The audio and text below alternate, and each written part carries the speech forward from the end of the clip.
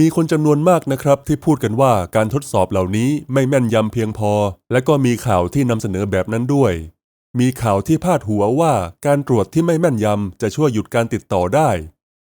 ผมอยากจะพูดให้ชัดเจนนะครับว่าความแม่นยำนั้นขึ้นอยู่กับว่าเป้าหมายของการตรวจคืออะไรดูเหมือนว่าทั้งโลกยอมรับวิธีการตรวจ PCR ว่าเป็นมาตรฐานสำหรับการตรวจหาไวรัสในบุคคลแต่การตรวจ PCR มักจะให้ผลเป็นบวกแม้ว่าบุคคลนั้นจะไม่สามารถแพร่เชื้อได้อีกแล้วเป็นเวลานานแล้วก็ตาม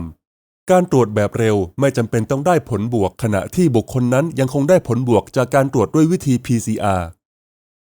แต่มันจะให้ผลบวกขณะที่บุคคลนั้นมีแนวโน้มสูงที่จะแพร่ไวรัสต่อไปได้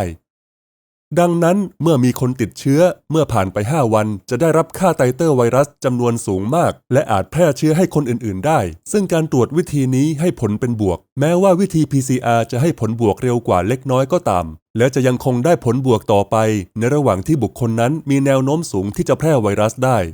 และหลังจากนั้นก็จะได้ผลเป็นลบอีกครั้งในขณะที่วิธี PCR จะยังคงได้ผลเป็นบวกต่อไป